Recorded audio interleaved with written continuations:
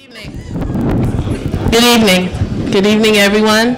My name is Felicia Simmons. This evening, my official duties calls me to be the Secretary of the National Action Network, Asbury Park, South Jersey chapter. And I'd like to thank everybody. Good evening. Also, I'd like to acknowledge and to thank you to Miss Councilwoman and the Council for letting us use your chambers this evening. Thank you very much to give a presentation about the awesome new and current regime of Asbury Park School District. And introduce to some Dr. Rappalet as our new superintendent and his team. I also like to thank who I see in the audience, Big Brother, Big Sister, Boys and Girls Club, Parent Listening Project, again, council people, AP Television for taping it, and thank you very much. Joanne Scorch from the County of Monmouth County. Also, Mr. Eric Hoteling, former mayor of Neptune and also running for assembly person this year. And the Democratic Committee, Mr. Dwayne Smalls, and also the Housing Authority, Mr. Hobson in the back. Thank you very much for attending this evening. I'm going to keep it very brief, and also staff and family in the audience. I'll also keep it very brief and say thank you all for coming as I turn it over to the man of the hour, Dr. Lamont Rappalet.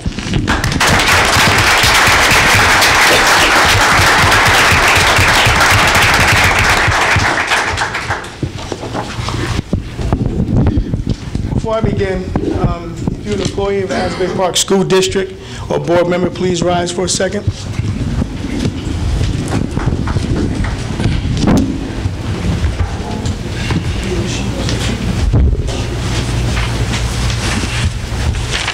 So we have begun a practice of every meeting that we have with my administration and future meetings at the board office as well as convocation is that we will read our mission statement before every meeting. Our mission statement is at the bottom of the blue sheet here. So if everyone has their sheet, just please read along with the Asbury Park's mission. Asbury Park School District will provide all students with a comprehensive and progressive education where everyone possesses the skills and character to succeed in a diverse, evolving global society. Thank you. It's very important that I recognize my team because lately, it appears that it's all about me. Every time you turn around, there's a picture. However, that's nice and everything, but it's truly not about me. It's about the team, it's about my district, and it's about what we're doing to provide a brighter future for my students. So I'm humbled the fact that you have acknowledged me and my district. However, I'd be remiss not to mention that I have an amazing team that we've assembled here together, and it's our aim to ensure that we drive this mission home every day. So my district, I just want everyone to thank you for coming out this evening. Everyone, please have a seat. Good evening, Asbury Park student stakeholders, and welcome. My name is Dr. Lamont Rappalet, Asbury Park Superintendent of Schools.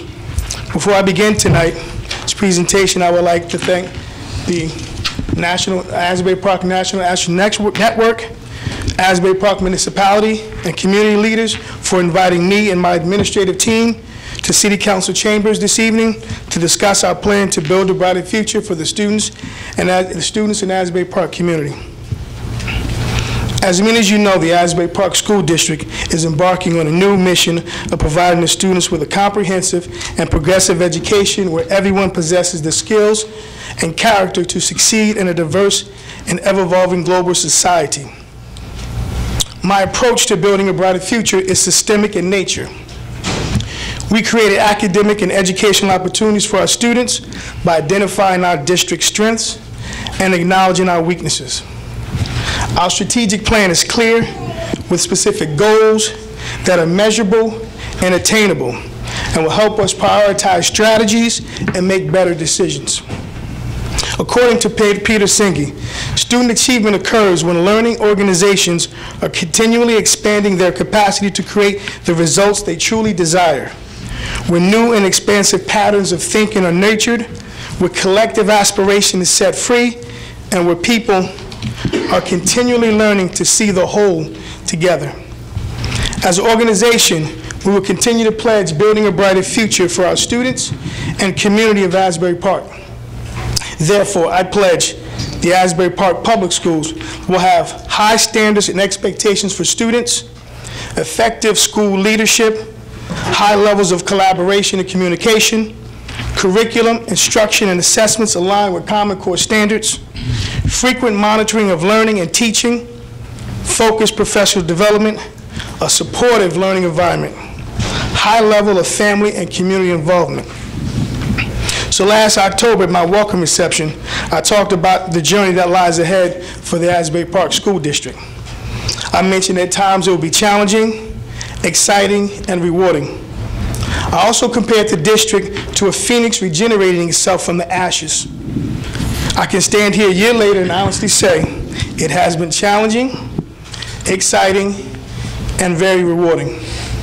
Secondly, Asbury Park School District, like a phoenix, is rising from the ashes of our former self and creating a new paradigm for which people will judge us on how we build a brighter future for the students and community of Asbury Park. As I prepared for my first public meeting 10 months ago, I recall standing in front of the large crowd in the auditorium, delivering my first speech in my new district. Facing the district stakeholders like I am today, for the first time was stressful. However, I had a calm about me that evening because I was prepared to lead. I created action pillars to guide us on this journey. Those pillars are rebuild, retool, and restore. Now I am beginning my second year of progress on my building a brighter future, and many experiences have taught me that leading an organization begins with understanding the essential questions of an organization. Where are we now? Where are we going? And how will we get there? Through tonight's presentation, you will see, hear, and understand the meaning of building a brighter future and the path we have embarked to become a distinguished, comprehensive educational organization. Is there any way we can dim the lights? Mr. Barrett, the president of our Administrative Association. Dr. Barrett, thank you. And also, I want to acknowledge Mr. Parham in the back. He just came in. Thank you. John?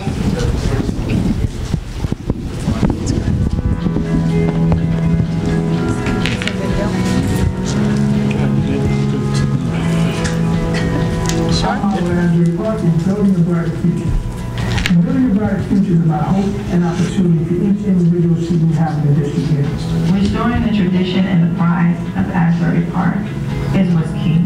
Our role will be ensuring that we have created an environment and a culture where students can thrive and achieve at high levels. They care about what you want to do in life and they help you pursue your dreams. The teachers are very nice, they're very understanding. I just like how they motivate us and they always support us with anything we want to do. Outside the classroom, they can come talk to us, and for a child to know that someone else besides their parents care makes them feel a little bit more safe. It's not a secret that we have a tremendous amount of challenges that the students face outside of school, so we try to prepare the whole student so that they can be a functioning body of society. There's a lot of motivation and there's a lot of people who care and like want you to succeed.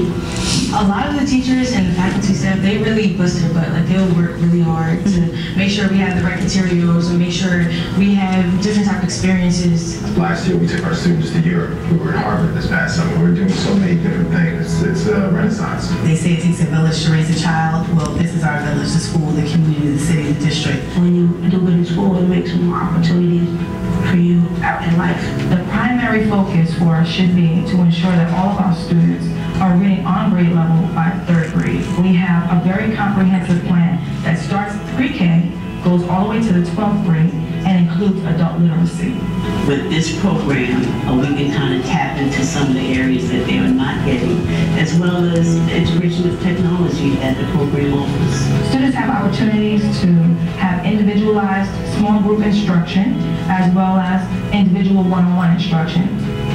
We prepare them for a brighter future by providing them with the atmosphere and the tools so that they can be prepared to socialize, to think outside of Asbury Park. They are preparing me because every day we talk about what colleges we can go to, What classes we gotta take? I've been looking at colleges, searching which colleges have my major. We're one of the schools that provide the most money for scholarships for our students, and not many people know that. Whether it's in a job where they create for themselves or they go out and have those skill sets that employers are looking for. Asbury right now is gearing itself up and focus on literacy to prepare students to do that. We have district leadership, a superintendent that's very focused, created a team of wonderfully talented individuals to ensure that the restoration that this fine school district needs is on its way. And with the right programs in place, our students can do it. I chose to go here because I just wanted to be part of my community, and it also motivated me to why I am today. So that's the school I want to be.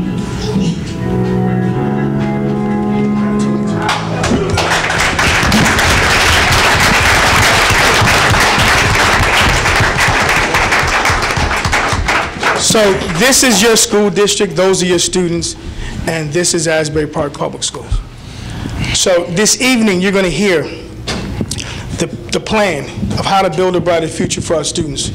You've already envisioned, and you already saw what I envisioned when I sat down and interviewed almost 2 years ago, and talked about building a brighter future. Because in my head, I know that there are hidden treasures in this school district. It is up to me and my team, and I mean team, I mean the district, to ensure that we take those uncut diamonds, polish them up and shine them, so everyone can see what we all see in that school, from teachers to administrators to custodians to ancillary support.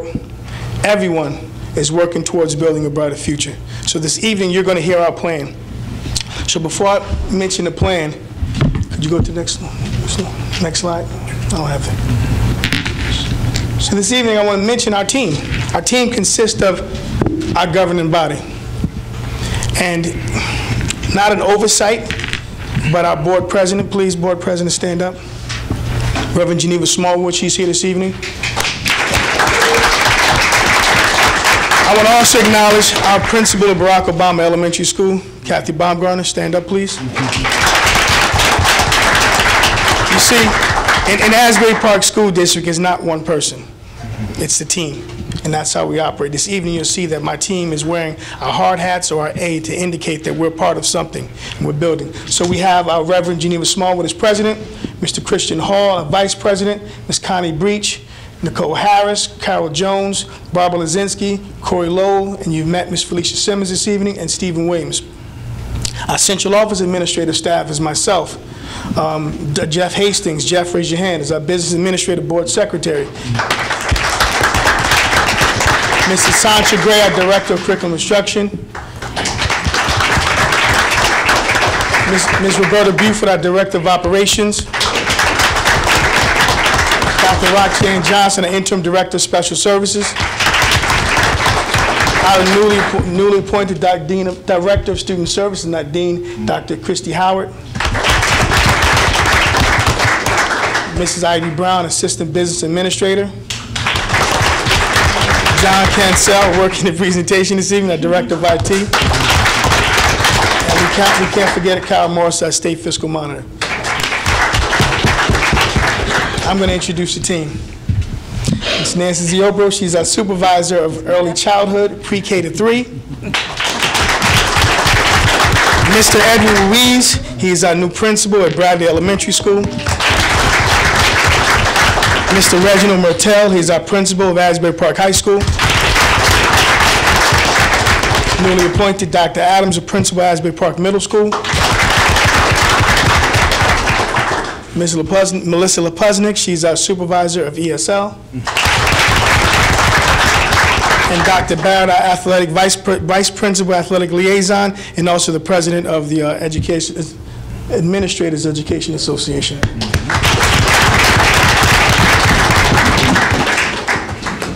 Next slide. So I talked about a systemic approach. When taking a systemic approach, you must look at yourself. It's almost looking at yourself in the mirror. You're eliminating the outside reasons why you aren't successful, and you're looking at why from internally. So we did a SWOT analysis, and we looked at our challenges that we have.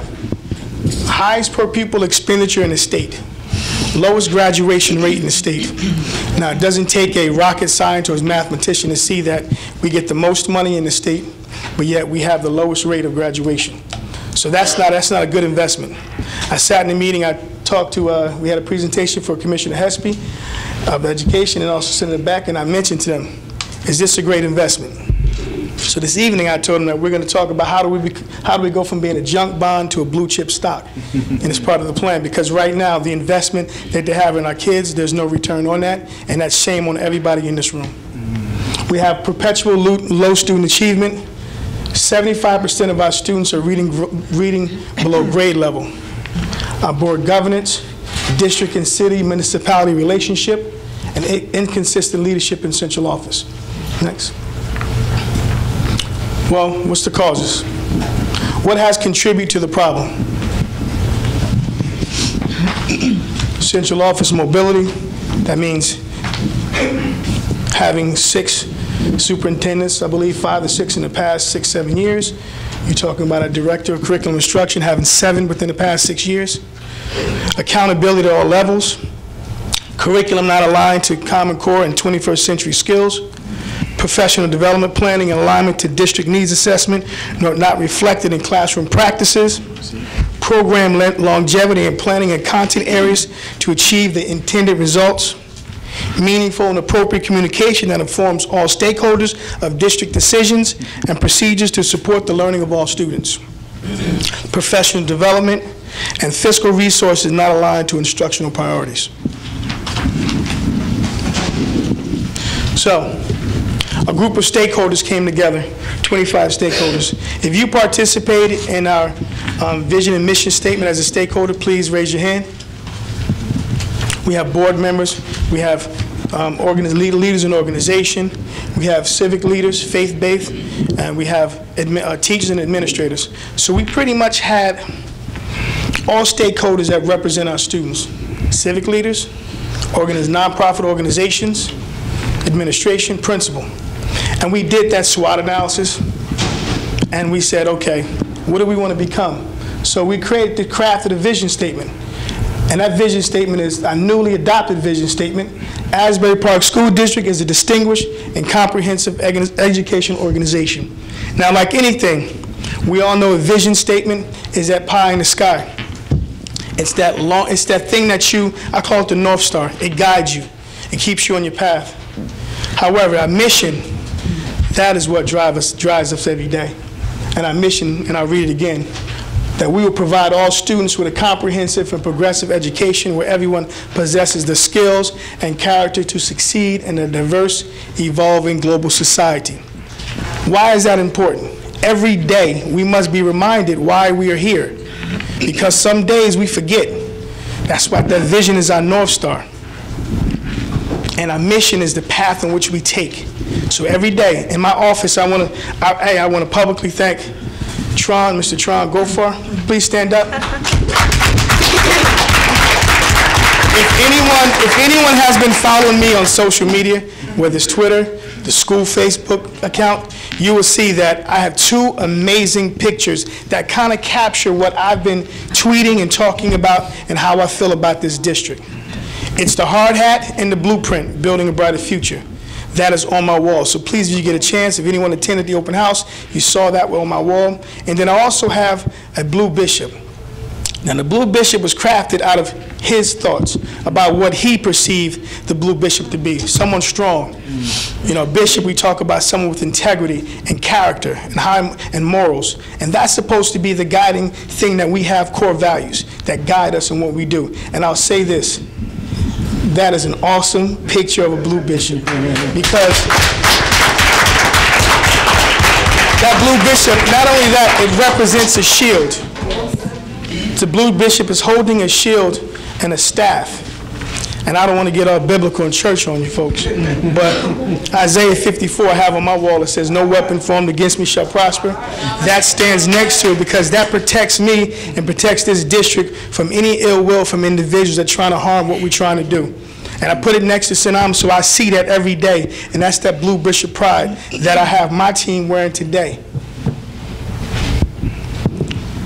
So our strategic planning session created district to strategic focus areas.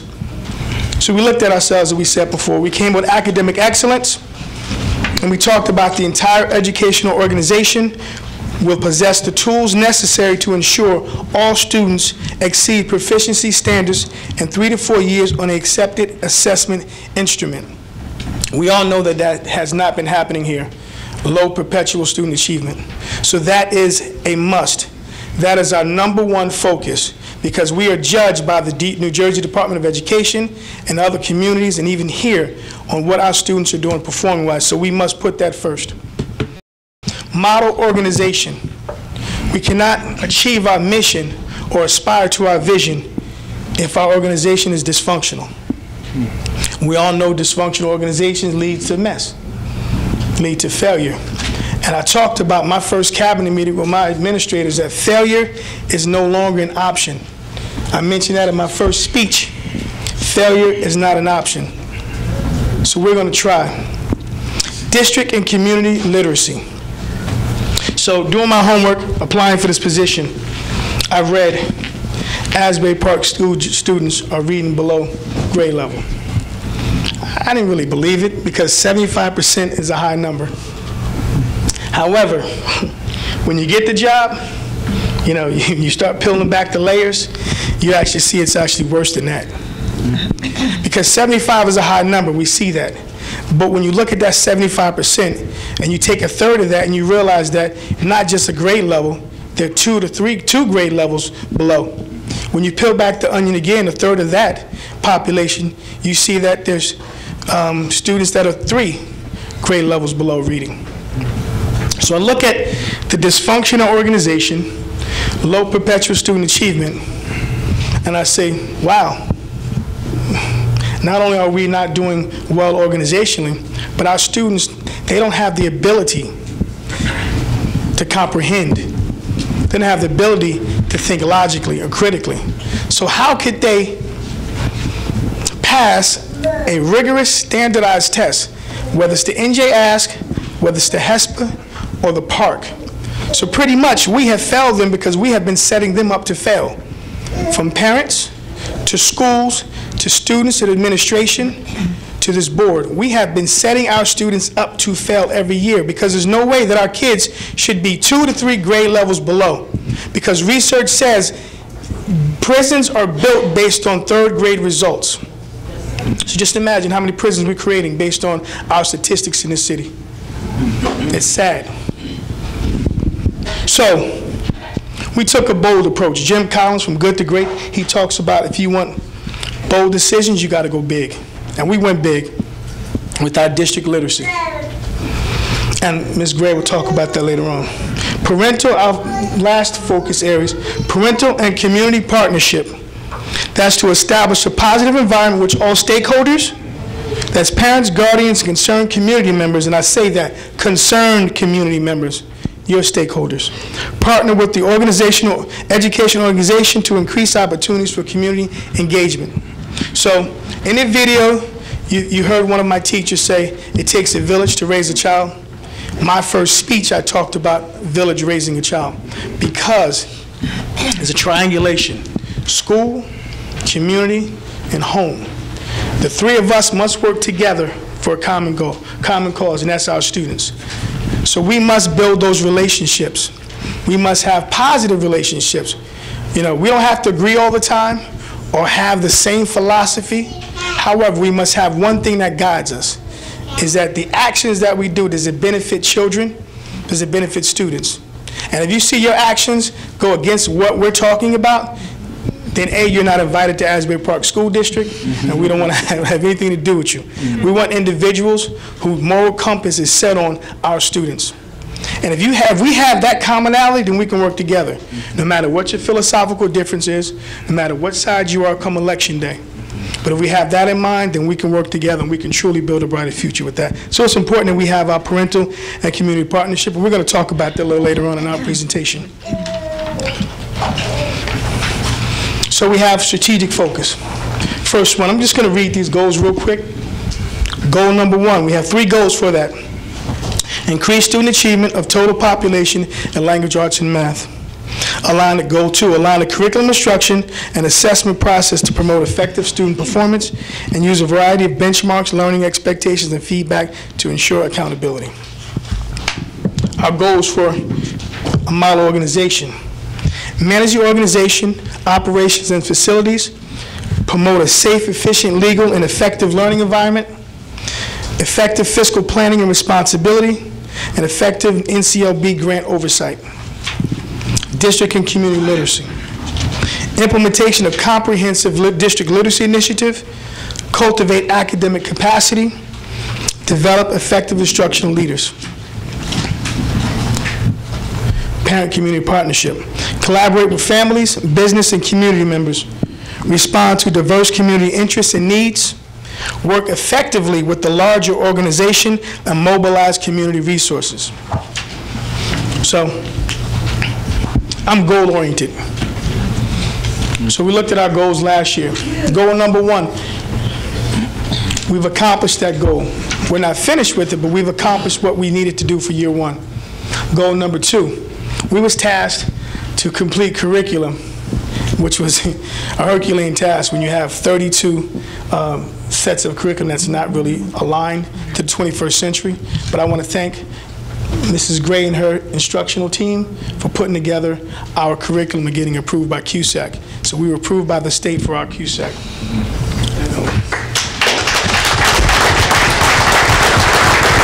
So you see our goals are accomplished. Go to the next slide. This year goals. Now, our strategic plan is for 4 years.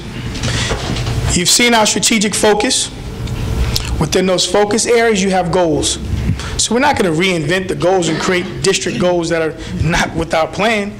So if you notice that these goals here, we talked about them and I added them from the strategic plan. So align the curriculum instruction assessment process to promote effective student performance. Because we talked about student achievement is number 1. Academic excellence is number 1. Goal number 2 is manage the organization, operations, and facilities. That's to make sure that we are running efficiently and effective.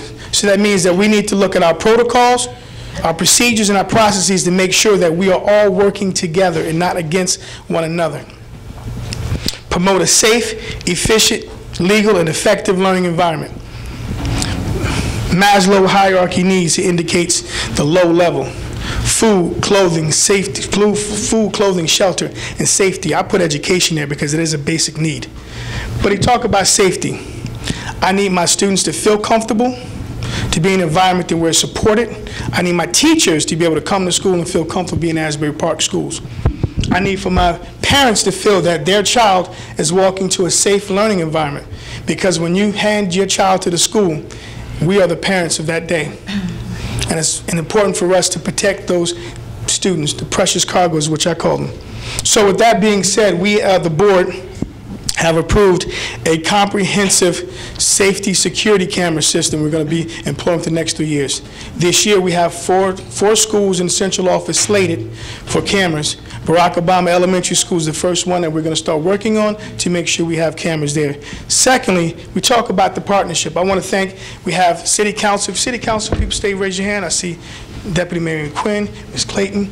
Now let me just tell you this partnership we have with the City of Asbury Park, the municipality, the police department. We have partnered to offer dark fiber.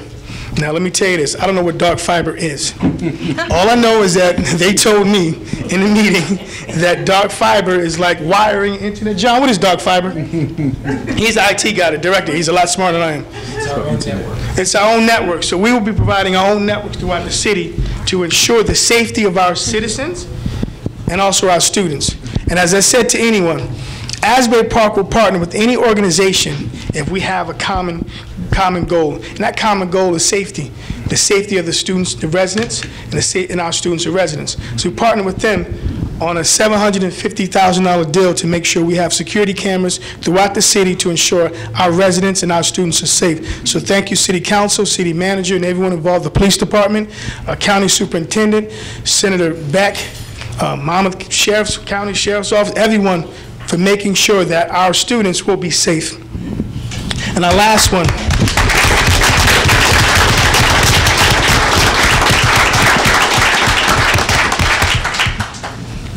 Fourth, collaborate with family, business, and community members. That's what we're doing this evening. Last night, we spoke at a homeowners association meeting.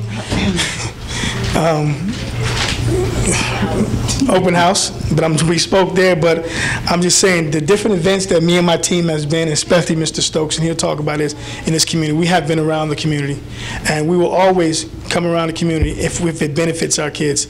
So I think it's very important that we continue to collaborate with families, businesses, and community members to ensure that we accomplish our goals.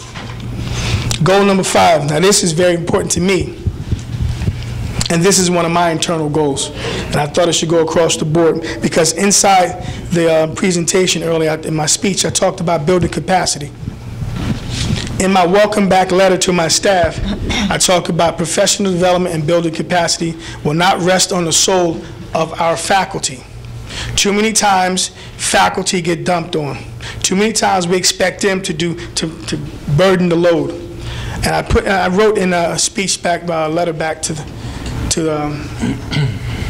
the faculty and staff. I said everyone in Asbury Park School District, all stakeholders will be required to perfect their craft. That means I want everyone from myself all the way down working on getting themselves better at what they do. Because if we're better, our students are better. So the emphasis on building the capacity of our educators is very important. And I want to say this, and I need to say this because I'm very pleased at my administrators. They have attended over 20 days of professional development this summer, preparing to open the school year, preparing to get our kids on the right track. So if you follow any one of us up here in our school district or on Twitter, social media, and Facebook, you will see them working hand in hand for the past 3 months to get themselves better. You know, like the $6 million man, bigger, stronger, and faster. Well, that's my group right there. So that's developing instructional leaders across the district that can recognize, support, and improve instruction in all classrooms. So our district initiatives and event, and then I'm going to pass this over because I'm actually tired of talking. Our district initiative and events, we have new literacy initiative, new pre-K curriculum and initiatives, new middle school curriculum, new high school curriculum, new college and career readiness institute, new high school dropout prevention plan, the Dorothy McNish Parent Center reopening in October, renovating that building for our parents, and a new soccer synthetic turf field at Bradley Elementary School, and our citywide security camera with our partnership with the city. So no further ado, I will now pass it over to my dynamic teammates, in which they will speak about how we're going to build a brighter future. They're going to be more detailed than I am. Thank you.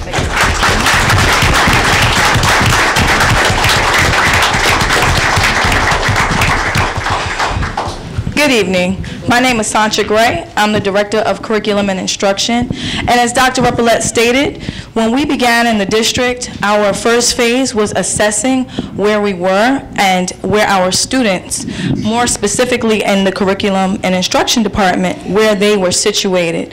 So as was mentioned, a lot of review of data informed us that our students were 75% of our students were reading below grade level. And so the task became, how do we support students to perform and access instruction at the level that they're in, as well as provide them with opportunities to be strengthened where they are. And so I am so delighted that the Board of Education supported our district-wide literacy implementation initiative by allowing us to bring in and form a partnership with, they're formerly known as Scholastic, now the company is referred to as HMH.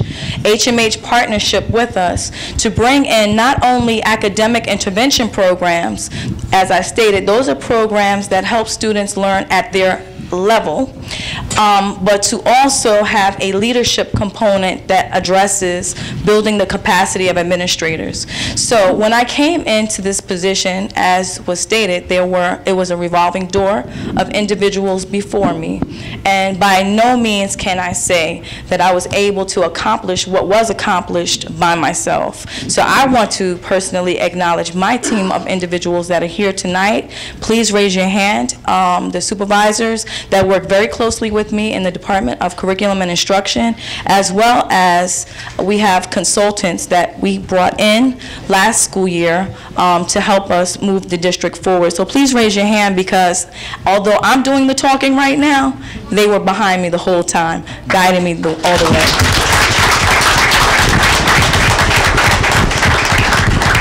So coupled with my specific team and the confidence of the Board of Education to roll out a district literacy plan, we have leveled readers for our students. All of our students have been assessed at their level, meaning we gave them a test. The test informed us where they were situated academically, what books they could access. So a leveled reader allows a student to be independent, to go to a bookcase and actually pick a book that they can read at their level without any support. In addition, there's a blended learning piece that occurs in the classroom. So students will go through a rotation in their classroom for one of our intervention programs where they sit one-on-one with a computer. The computer gives them instruction that's individualized to meet their needs where they are. As students increase in proficiency on their one-on-one computer instruction, the questions become a little more challenging. So what we observe initially are students that increase in their proficiency, and we have regular reports that teachers review, that our ancillary staff review, and sit and talk to our students about. The other rotation that students will be involved in is with small group instruction. So as a result of the assessment and the individualized instruction on the computer, reports are generated to also inform the teacher. So now the classroom teacher also has a plan and can provide individualized group instruction, small group instruction for students that may be struggling together in a small group. So it creates a very personal experience for the student.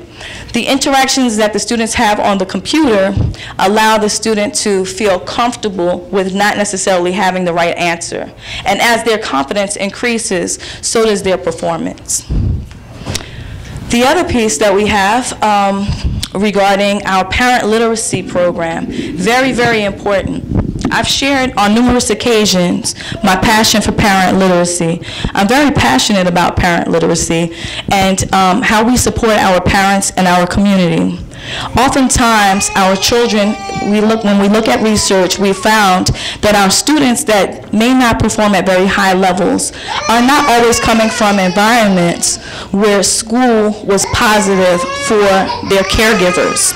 And because school may not have been positive for their caregivers, we're looking for an opportunity to bring them into an environment where we can support them in their literacy goals. So I'm extremely excited to present our parent literacy initiative as well. So we have pre-K to 12, where we're supporting our students. This summer, we had a program that Ms. Ziobro will talk to you in greater detail about. Nancy Ziobro is our early childhood supervisor, but it was the first time that we had a summer ramp-up program. The goal there is to increase the likelihood of our students' success prior to them coming into the school. And so we provided them with summer school enrichment activities, including recreation.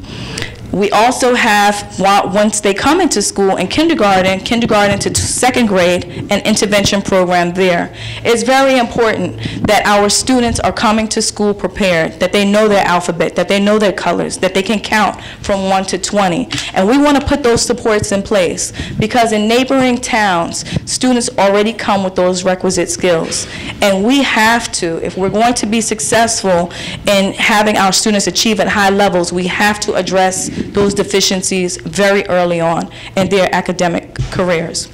So we also have a lot of professional development, as Dr. Repollet stated, over 20 days that administrators have been engaged in since June.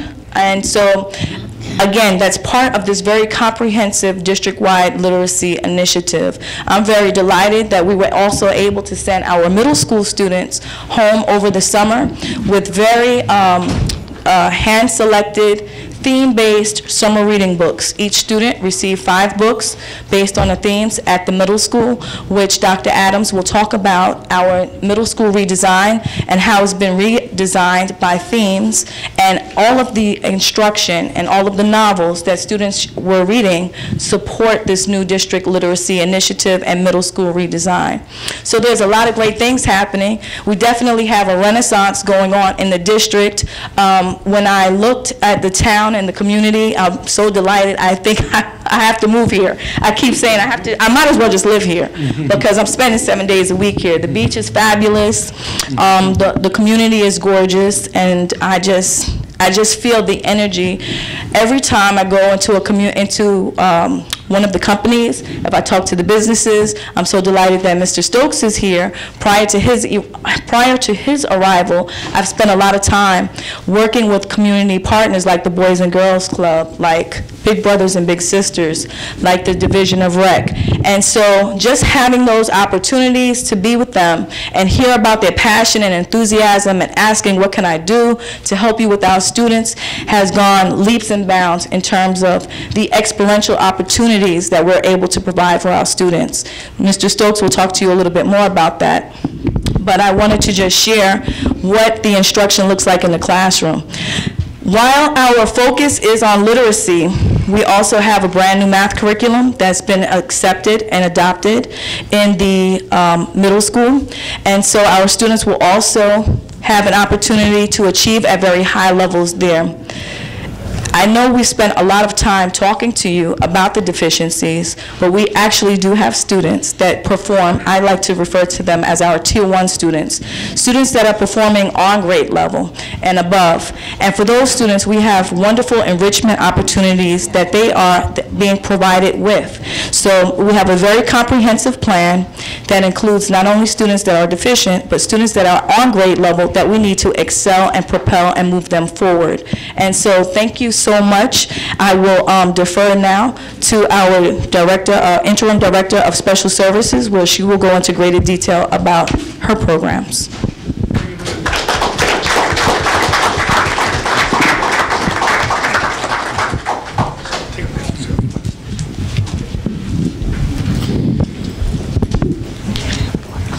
Pretend the commercial's occurring, okay? We need a little pause here.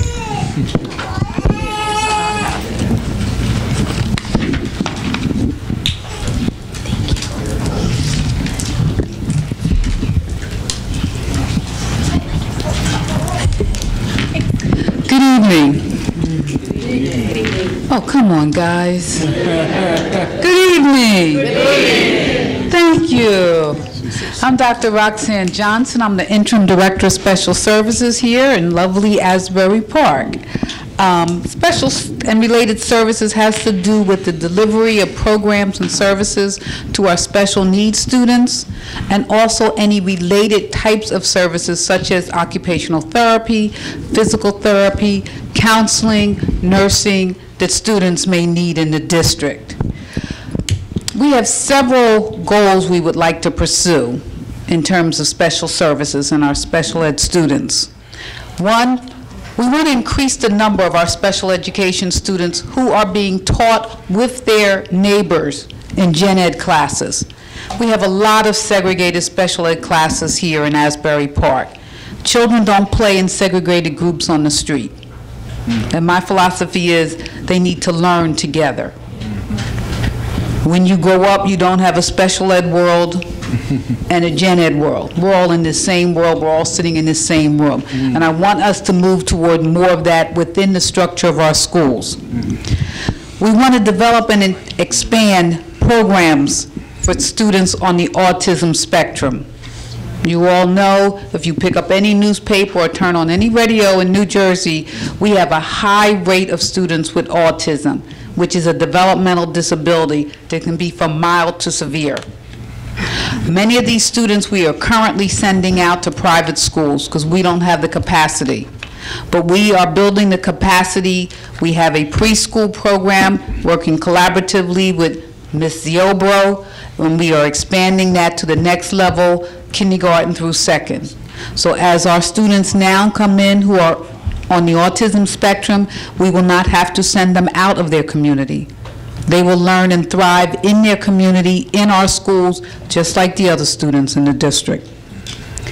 We want to expand the capacity of our staff, and that is through focused staff development and supervision.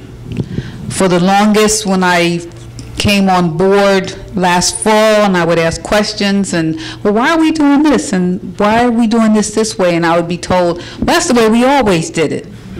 And I would have to say, no, no, no, that's over. We need to, if we're moving this whole district forward, by golly, special education is moving with it. We are an integral part of every aspect of every program in this district. And we will move forward. Mrs. Gray's focus on the reading initiative, our students are involved in that also. They are not being left behind. Okay?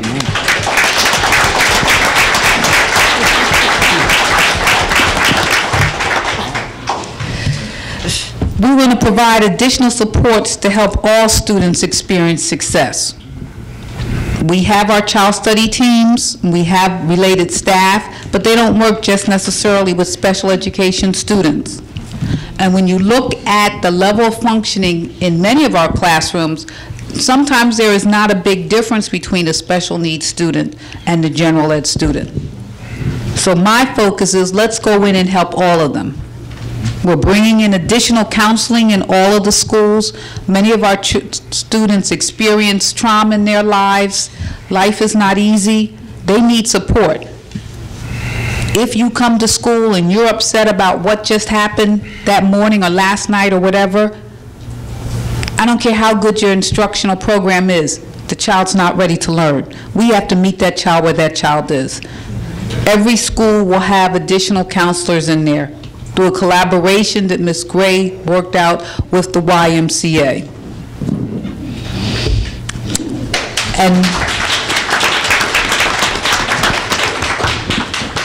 And not leaving out a large part of my department, the nurses. All of our buildings have school nurses. They are very dedicated and very diligent, and we are constantly looking for ways to improve and enhance the services that we provide to our students. Next, I will turn it over to Dr. Christy Howard, and she will speak on student services.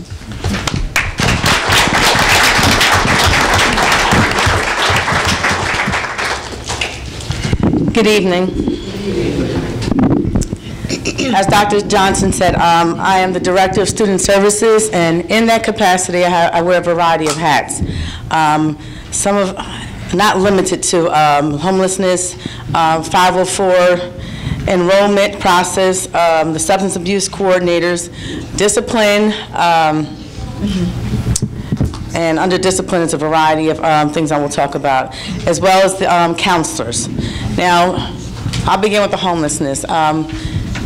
We do have homeless students in our district, and a lot of it is complies with the law. So we want to make sure, again, that our district is complying with the law, but we also want to make sure our homeless students are receiving the same services that they would have received had they had their homes. So we're working diligently to make sure that we provide transportation, because sometimes our students are homeless and they have to live somewhere else. We're still responsible for educating them. So we want to make sure that if you're Asbury Park resident, that we will provide transportation and anything else that we provide for all of our students. And that's 504 plans. If anyone's not familiar with the 504 plan, it's just a special accommodation to help our students. It's not necessarily special needs, but some of our students require accommodations, whether they be medical or academic, and we want to make sure that those accommodations are provided to ensure academic success. And so, again, our counselors are making sure that those 504 plans are put in place so that each individual student will be able to achieve success. Now, we have our enrollment center at one of our schools. And we want to make sure that our policies are revised so that parents, when they come into this town, their first contact with the school district is enrollment. So we want to make sure that the process is parent-friendly and it's not cumbersome to them so that they will feel comfortable and they would like their students to come here. Now, the other thing is the substance abuse coordinators and our counselors. Now, Dr. Johnson talked about the student who's not mentally or emotionally ready to learn, and that's true. If their minds are not ready to learn, you can be the best teacher in the world, you can have the best academic program, it's not going to matter because they're not mentally ready. So our students do come with certain situations and things that they deal with out here in society. So our substance abuse coordinators and our counselors, I'm requiring that they, every month, now, high school on down to elementary school, that they have to do one assembly a month to make sure that we're tackling issues that our children are dealing with, such as drug awareness, peer pressure, and sometimes it sounds elementary because I know in elementary school you have assemblies and you deal with certain things, but I think that our high school students also require that type of attention. So we're going to require that they, once a month, bring the students together and have some type of assembly for them. We're also using our counselors as far as our discipline. Now, everyone talks about discipline, and it's necessary. Just like when you have your own children, any type of action that is inappropriate requires a certain level of consequences. We want to make our consequences less punitive and more about changing their behavior. Our counselors are going to be utilized in our detentions, such as recess detention. Instead of them sitting there and with a teacher and not being able to speak, we want our counselors coming in and doing some type of service with those students because they may have needs and that's the reason why they're acting out. So we're requiring that our counselors are assigned to detentions, okay? And also with after-school detention. There's a 1-hour after-school detention. That is a lot for a young child, so we want to make sure it's purposeful. We want to split that detention in half so that you have 1/2 hour of academic enrichment and then the other half, the counselors will run a group session with those students. So again, we don't want to make our consequences punitive. We want to make it so that our children can understand what they've done, be accountable for their actions, and then learn from them. Because the purpose of consequences is to change the child's behavior, not just to make it punitive. So again, we're going to be utilizing our counselors a lot in that in our discipline. Now, with the discipline, we're also revising our discipline policy. When I came here, just speaking on the elementary school level, there were 3 separate discipline policies in the district for elementary school in 3 different buildings. Now we're changing that. We're having one discipline policy for all the elementary schools, and it's progressive. We want to make it so that when a child goes to school in Asbury Park on the elementary school level, they're clear on the discipline policies in the district. So when they go to the middle school, it's not something totally different. So we're revising the entire policy from the elementary school level up to the high school so that it's consistent. Now, the other aspect of our discipline, we're requiring that each school has a positive reinforcement program. Now, the middle school has what's called a PBIS. And basically what that is it's a program that reinforces positive behavior. Where, very often we speak about children's negative behavior and we have something in place for them. So we want to make sure that we have something in place for our children's positive behavior. For instance, they have, the middle school has a store. And then when a child does something positive, they're issued a Bishop buck. And those children could take the bucks, just like money, and they can go to the store and obtain items. We're requiring that every school in this district have some type of positive reinforcement program. Because again, many times children misbehave because they want attention. It doesn't matter if it's positive or negative. So we would rather them get that attention through positive behavior as opposed to negative behavior. The other thing is suspensions. I have a real big problem with out-of-school suspensions. I know it is necessary and we will be requiring it, but what I'm trying to do is change it. I would rather a child doing something positive as opposed to sitting home for 3 days and doing nothing or watching TV. I don't really see how that's beneficial to the child. It is beneficial to us, especially the teacher that doesn't want to be bothered with the kid, but I would rather it be a learning process. So what we want to do is we want to partner with our community programs, and we would rather the child go do some community service as opposed to sitting home. So if a child has a 3-day suspension, perhaps if we're partnering with the garden club, they can go over there and learn horticulture, and they can work, and they can do something. They're still up at 8 o'clock in the morning, and they'll finish their day. So they're not doing nothing. They're not doing anything. So that's one of the things we're working in. Also, in-school suspension. We want to utilize our counselors so that our counselors run sessions throughout the day in school suspension. Again, we're not looking to be punitive in our punishments. Our goal is to change the child's behavior. And again, if there are issues that our children are dealing with, we want to make sure we tackle them and we help them through it, not just be punitive. I believe that's it. I'm also over athletics. It's not up there. I'm over the athletic department. There are a lot of new initiatives that we're doing with athletics. We also have a new football program at the middle schools. I would like to improve athletics in all of the schools. Again, if our children are doing something other than hanging out on the streets, it's a positive thing. So I would like to improve the programs that we have. I would like to increase the programs we have at the high school to do athletics or programs that we don't normally do. For instance, golf. I would love to see a golf team at the high school. We have a water in the back of the school. I would love to have a rowing team. I would like to do things differently than just the norm. And so those are the things that I do and that I'm planning to do in the district. Thank you very much.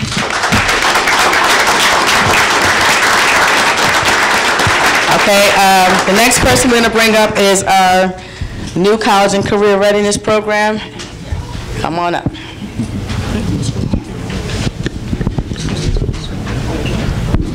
Sorry, Mr. Brian Stokes.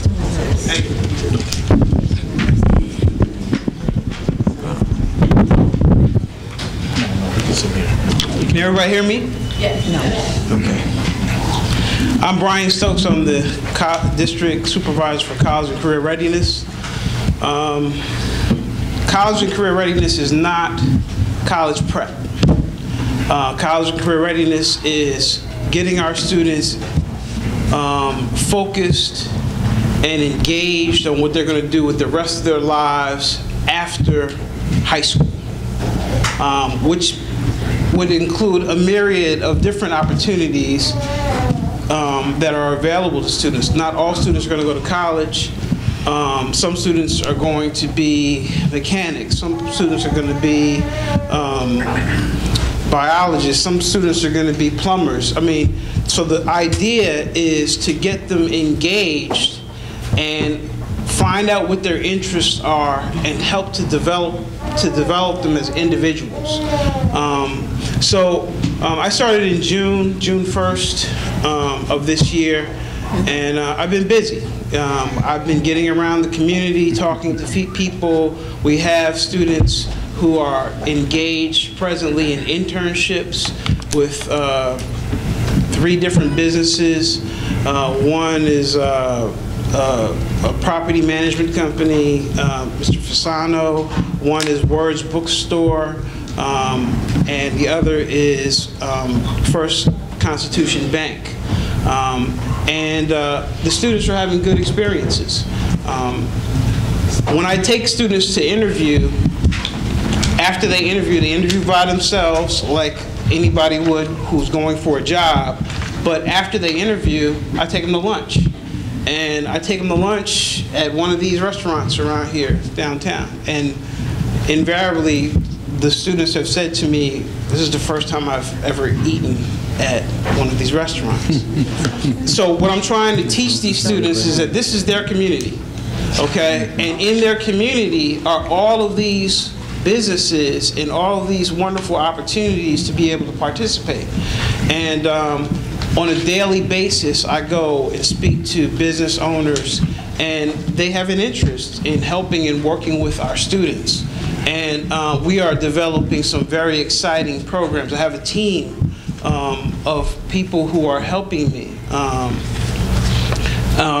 along with the administration.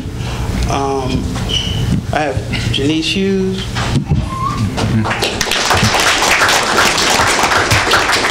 Shante James, she's assisting me as well. So we want the kids to think outside of the box. So here are some of the things that we're looking to do on behalf of the students. We want to groom our students for post-secondary education, which may be college, it could be career training, it could be vocational training. It's readying and assisting our new career academies that the freshmen will be participating in to equip those students with whatever discipline they choose in that career academy. We're going to provide the foundation and essential tools for them to participate in a competitive job market, whether it's local or global. We have to get students outside of Asbury Park. One of our goals is to increase their experiential opportunities so that they can see what the rest of the world looks like. And the only way we can do that is by taking them outside of the environment that they're comfortable in and stretching them and getting them to learn new things. Sometimes outside of their environment that they're comfortable in is right here in Asbury Park. So the goal is to get them to broaden their horizons and think about what the possibilities of their lives can be that are beyond their borders. Tapping into and exploring individual interests and gifts and talents. So this year, between September and December, my team and I will be interviewing every individual student in the high school. And we will create what we're going to call the success file. And that file will say, okay, well, who are you? What do you want to do? What are your interests and dreams? And if they say they don't know what they want to do, I'm going to find out what they like. So we can help them to develop themselves, set some goals for themselves, so that we can monitor those goals as we go along. We're going to do character education as well. That's something that we're starting at the beginning of this year, in conjunction with partnership with the Y. They're going to come in and do character development for each grade level. So they're going to see that the school is different this year. Promoting research in fields of students' interests. Research has started already. This summer we have gone on 2 excursions in conjunction with Keene University. Well, actually more than 2, because they've been to Harvard. The debate team's been to Harvard for training, but we've also been to Keene University in the Highlands. They've done field research in science research, and we also were at the Manasquan River. We did a project doing planning and trying to improve the environment of the Manasquan River. So our students are already engaged. They're already engaged in learning. Raising students' awareness for career paths and employment opportunities. We started internships. Coming in at the end of the year, I don't know the students, but I do understand business and I can run my mouth. So I get out there and I talk to folks and I tell them, look, this is who we have, this is what we are, this is what the superintendent's vision is, and this is where we're headed. Can you help us? And the answer has been yes, and we have been getting assistance.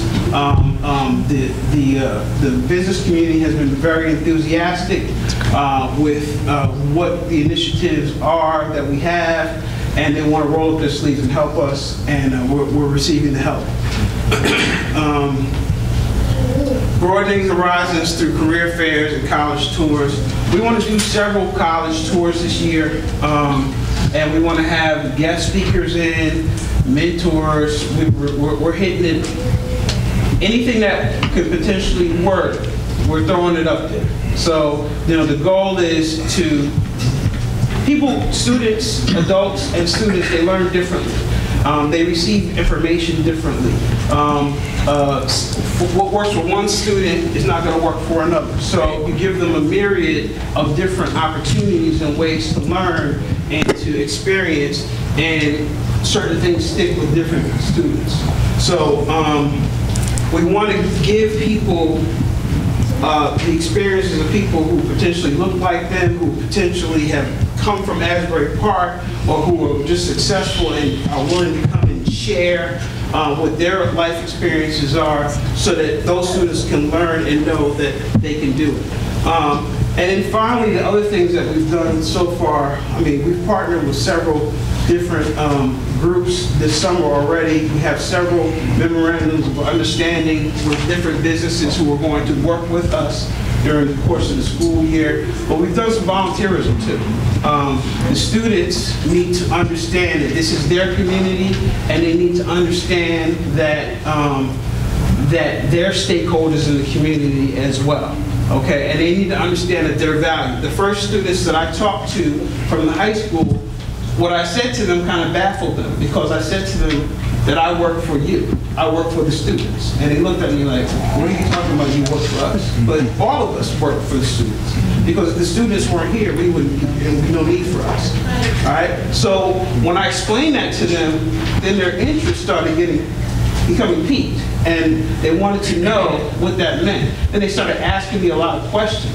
And then after I finished my presentation, several of them came and sat down with me and talked to me more. Now, they didn't know me from anybody. So you know how hard it is to get kids' interest who doesn't know you. You know, so the reality is that that's what we're trying to accomplish.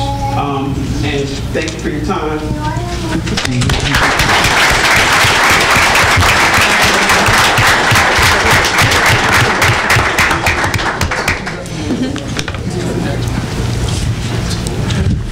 Good evening, everyone. My name is Reggie Mertil. I'm the principal at Asbury Park High School. And what I'm going to discuss or speak to you about is the new career pathways that we are offering the students, the incoming freshmen at Asbury Park High School. The term urban school leader, when you think of urban schools or the urban school leader, you have a few different characteristics that come to mind.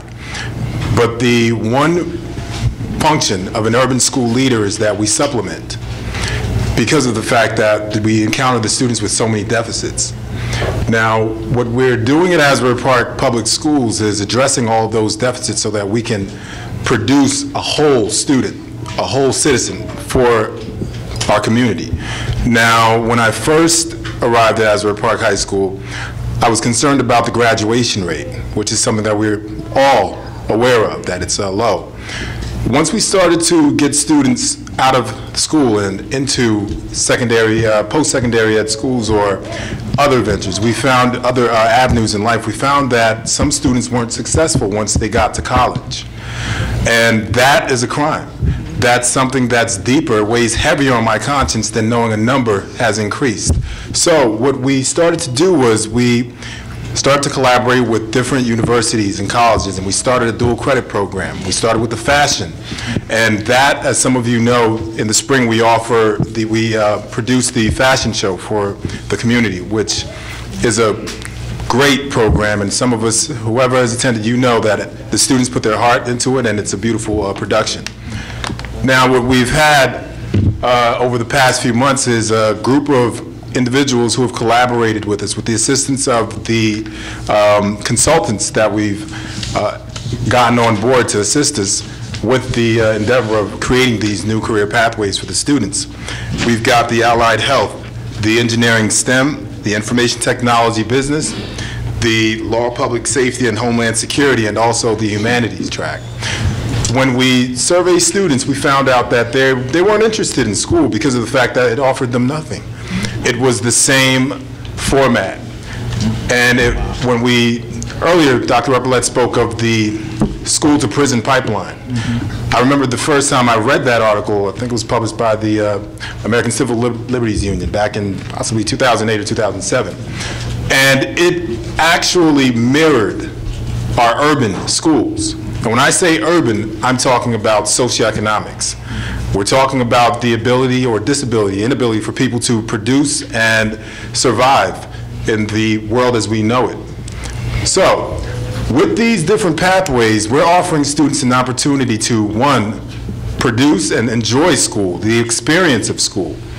Now, Mr. Stokes spoke earlier of experiential learning.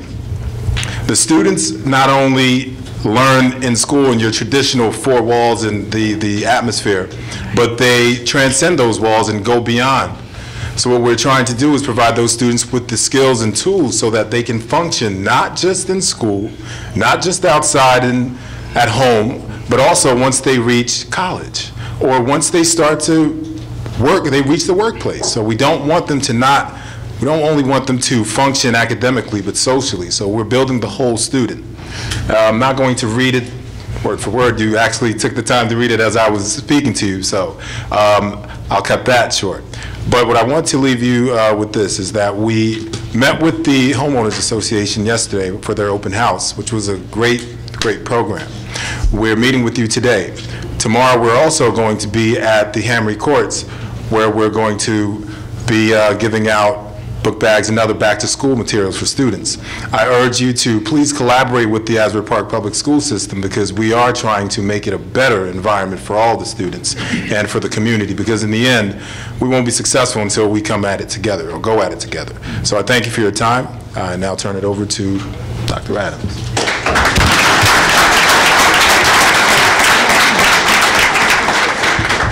Good evening. Is this on? Check, check. Well, I probably don't need this. Good evening, everyone.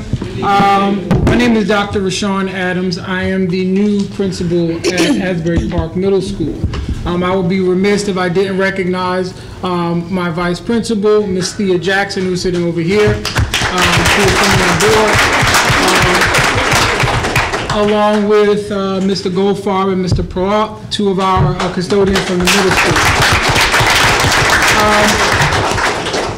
The middle school has always been traditionally a very challenging age group when you talk about an organization's systemic continuity. In Asbury, it is the first time where students from throughout the community come into one building. And so when you think about creating that sense of community within a community such as Asbury, you're now taking students, Asbury Park, you now are having students who have a variety of life experiences and educational experiences all under one roof for the first time. And so it is essential that we begin to address the character and the character development of the students when they come under, for the first time, a unified building. So Asbury Park Middle School has divided 3 different themes for its grade configuration. Again, 6th grade is character, which is essential.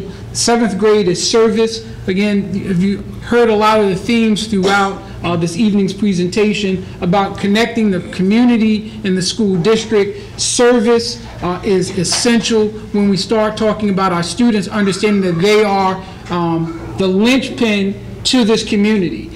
These students and the folks who I've spoken to who are lifelong residents who went through the Asbury Park School District, left, came back. Mr. Martell is a perfect example of those who have that Blue Bishop pride. And so coming back and restoring that service to this community is essential. And then we start talking about, by the time they get to 8th grade, leadership. We want them, by the time they enter high school, to have that idea of their collective responsibility and being academically prepared to walk into Asbury Park High School academically prepared. And so that leadership, we want those students not only performing on the field, and I mean the field in the classroom. The classroom, the main field that we want our students to understand that in life, you have to compete in that classroom just as you would on the football field on Saturday, on the hardwood on Friday, on the diamond on Tuesday, because we really want to prepare them to be college and career ready, and them understanding that competing in that classroom, you're not just competing against those students sitting in the seat next to you, you're competing against the students in Neptune, you're competing against the students in Colts Neck, you're competing against the students in Livingston, New Jersey, and where else. So we need to understand that global citizen, that competitiveness that our students have, because when we start talking about the students in Asbury Park, they're survivors.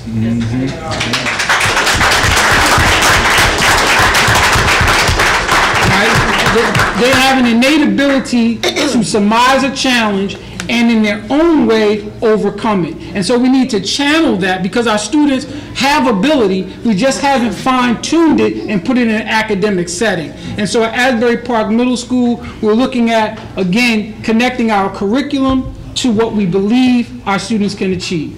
Thank you.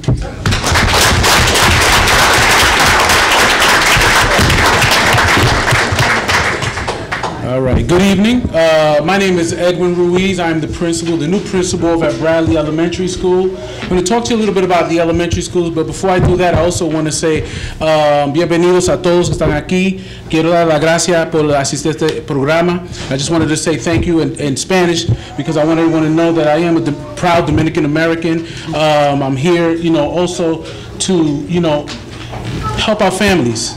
It's important that they see someone like them. I know we have a very large growing Latino population here in Asbury Park, and it's really important for them to have someone that they can speak to who understands their issues, who can assist them in any way possible. So I just wanted to throw that out there. I love listening to Dr. Adams and listening to Mr. Mertil, and we're the feeder program. When you think about it, the elementary school is the feeder program to the middle school and then eventually over to the high school. And a lot of things have to happen at the lower grades. And when our kids fall behind in elementary school, we're sending these students to these gentlemen in these schools, and the task becomes a lot more difficult, So it's important at the elementary schools that we start tackling these issues early on, because then all of the programs that you hear them talking about start to happen quicker, better, faster. You think about it. They come prepared. That means they can hit the ground running when they get to the middle school. And when they get to the high school, they can start thinking about careers. So what we do, first thing we're trying to do is what Ms. Gray was talking about earlier, is that we're putting in place our System 44 and Read 180, which are our programs to help our students in Tier 2 and Tier 3, which she explained. System 44, for those who don't know, is the program that's geared towards the phonics students who are in the Tier 3 who need a lot of assistance being pulled up. 44 meaning the 44 phonemes in the English language, which I found out when we were training. And I thought that was just phenomenal. When you hear how companies come up with these names. And then Read 180, I don't know if anybody can figure out what 180 would stand for. There's 180 days in the school year, so right? Read 180. So it's kind of cool. I like those little things, But I've seen these programs do a phenomenal job in my educational history, working with these programs in the past, and helping our students improve and seeing them just light up. And you'll know it because you'll see your students come home and say, "Oh, I'm moving up in levels, Mom. I'm doing better." They're going to tell you. You're going to hear from them. So in addition to that, we have incredible after-school programs going on at the elementary schools. And I know Ms. Baumgartner's here. Barack Obama runs the Young Scholars Program, which from what I understand is a phenomenal program. And I'm not going to do it justice trying to explain what it's like, what it is. But I will say that from what I understand, it's a literacy and mathematics-based program. And it's very much geared towards assisting students in improving their skills for all their skills, and also to get them ready for Park, which is a very important, as you know, the state, for all of us, Park has been a big deal. I don't even have to go through explaining that. At Bradley, we're excited about bringing a STEAM program to our after school. And for those who don't know, STEAM is science, technology, engineering, arts. That's the latest thing that they're adding now, arts and mathematics. And it's really project-based. It's about doing these things together as a whole, and really tapping into, and I think Dr. Adams was talking about, really tapping into the creative side of our students, but using that creativity for them to learn all of these different things. And it can be anything from robotics. You think about all of the scientific things that kids can learn, and using their hands and applying all of their knowledge to really bring together all of these subjects. But what I don't want to lose in that is they need to write, they need to do math. They still need to do the academic side of it. So as part of it, I want them to blog. I want them to talk to you. I want them to let you know what they're doing. So they'll have to write, they'll have to show you, they'll take photos and they'll produce. And that's just really exciting. It's a really exciting time in education because, technology is a big deal. Our students are they're technology literate. They're natives, as they say, technology natives. We're coming into it, learning it, and it's natural for them. So it's important for us to feed that, and I don't think we do that enough in the classrooms. We need to do that more. And so we're going to start with the after-school program, and I think the plan is to then use that as an impetus to bring it down into the regular classrooms. So I'd like to thank you very much, and I'll just pass it on from there. Thank you.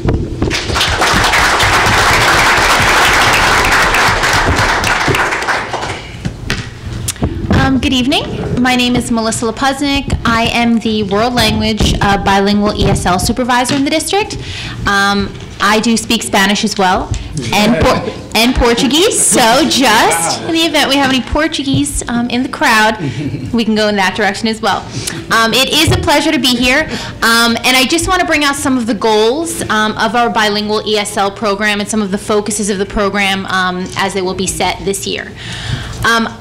As the supervisor, I am committed to providing a truly bilingual program for our students. So what that looks like is students becoming and staying fluent in multiple languages, embracing their primary language, embracing their culture, and essentially that translated into students who are culturally, linguistically diverse, and ultimately academically successful. Active involvement of parents and community is an absolutely essential component in meeting this goal. It cannot be done without your participation. We want to empower our families, empower our community. All parents, regardless of education, regardless of language, can and should play an absolutely vital role in their children's education. Some of the programs being implemented this year that support not just our students, but as our families as a whole, are adult ESL classes, child care services that will run concurrently with those classes, after-school ELL enrichment programs, which will also run alongside the adult ESL classes, our family literacy project, and the creation of a bilingual parent advisory committee, which will give our parents a voice, which they deserve, which we need, and which will come about through this. I just want to leave you with a quote that I found that I really think encompasses what I feel a bilingual ESL world language program should be about. Language is the roadmap of a culture. It tells you where its people come from and where they are going. And I, for one, can see and I know that we are going to some unbelievable places, and I am excited to lead us. So thank you very much.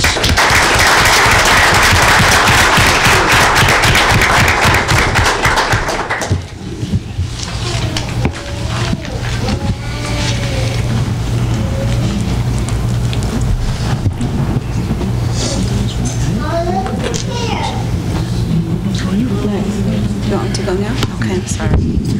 Good evening, everyone. My name is Nancy Ziobro, and I'm the Early Childhood Supervisor. This year I will be overseeing, or I will be part of the oversight of the preschool through third grade program.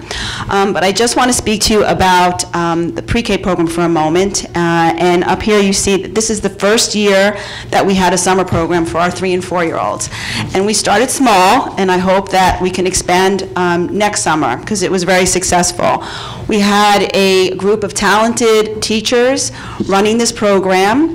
They engaged the students in many, many opportunities for small group instruction where they were highly focused on early literacy skills.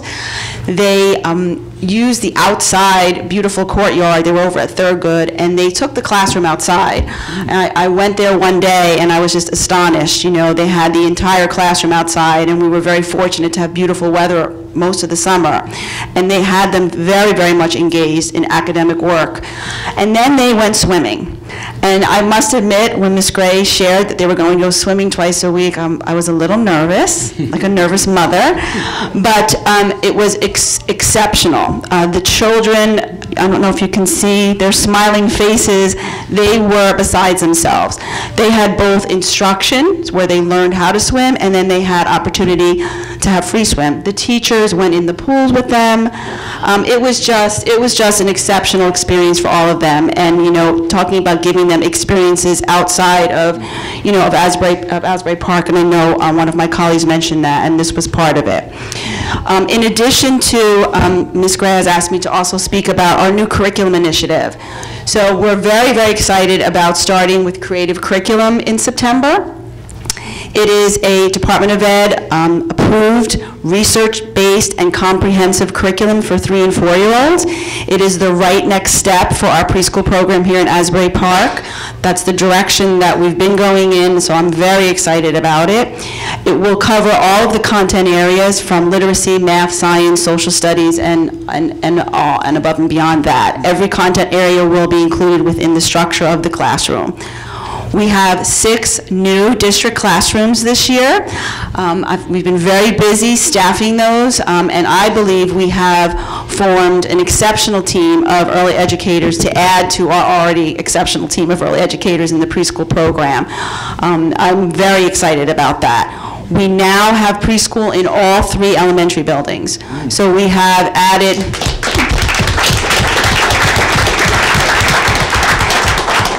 We have added 3 new classrooms over at Barack Obama Elementary School, so spread the word. We have an additional classroom over at Bradley, and we have 2 more classrooms over at Thurgood. So we're extremely excited about that.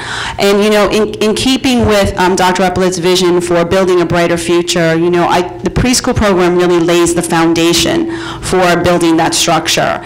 And that's the message that the teachers will hear when they come back, that we have a very important job. We also are part of getting students at an early age career and college ready.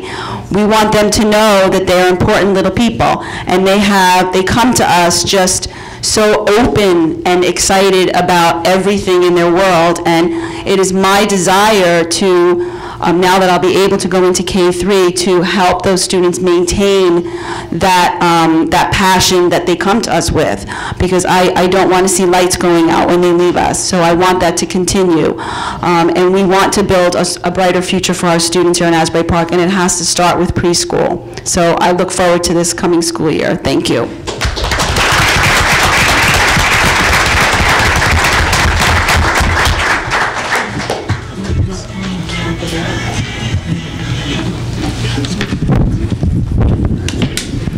That was a comprehensive view of our school district. I want to thank my administrators for coming out on this Friday evening to discuss our vision of building a brighter future. I think it's important that the community sees our administrators taking their time off to come here, and I'm very, very pleased and proud to see the number of administrators we have here this evening. That lets the community know that these individuals are dedicated and they're committed and they're ready to serve you and our students. So thank you, administrators.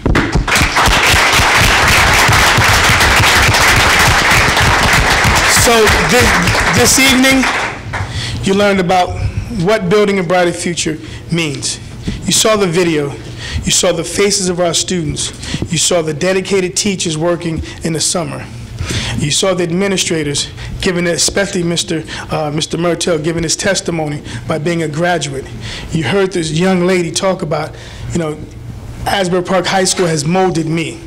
That is what we want our students here to leave, that Blue Bishop pride, to talk about why they love Asbury Park High School, the school district, and the teachers. So you heard our strategic plan, you read our goals, but the challenging part begins, what is it, September 8th? September 8th for administrators and teachers come back, September 10th, because the approach I took, I call it ACE, assess, create, and execute. My first 90 days, we assessed the current situation, the state of Asbury Park Public Schools. Within those 90 days, I've met pretty much every community stakeholder in Asbury Park or Monmouth County. In that time, I've asked questions of parents. Well, what do you think? What can we do to get better? And challenge them, why aren't you doing your part? Within those 90 days, I looked at student achievement data, student performance, and I said, wow, it's a lot to do. But you know what I was encouraged about? You hear all the negativity about the school district, but you don't see what goes on in the classroom. People are working hard. Teachers are in there every day, coming to work, serving our kids. Administrators are doing their job. And I observed that, and I was very surprised, to be honest, to see the dedication and hard work that goes on when the classroom and the doors are closed. However, I have this saying, working smarter and not harder. We were working harder, but we were not working smarter. So what we're doing this year is equipping them with the tools, teaching them how to use the tools, and then we're going to hold them accountable for those tools. We're no longer going to say, go and build a brighter future without giving you a blueprint and your hard hat. We're now saying we have our blueprint, we have the tools, we have our hard hat, now let's go out there and get it done. So I'm very proud to stand here today, going on my second school year, talking about our students, my district, and what we plan to do. So I challenge you here, come to the board meetings, listen to what we're doing, follow us on social media, Twitter, Facebook, but more importantly, challenge us. Challenge yourselves.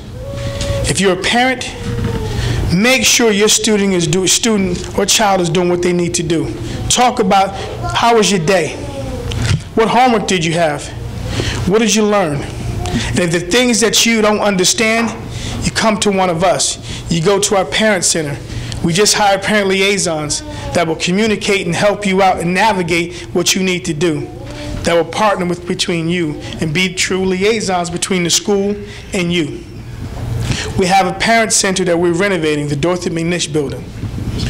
That, as this thing I say, if you build it, they will come.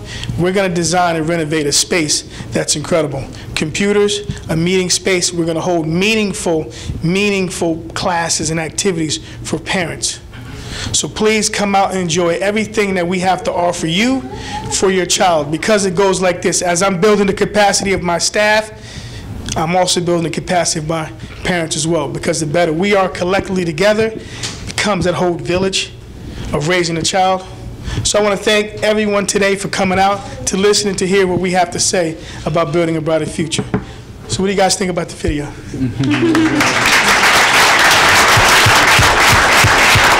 That picture says it all for us, because we want every parent and every child to experience that day. Not an 8th grade graduation, not a kindergarten graduation, a ceremony, but the day that you can walk out of Asbury Park High School with your diploma and be college and career ready.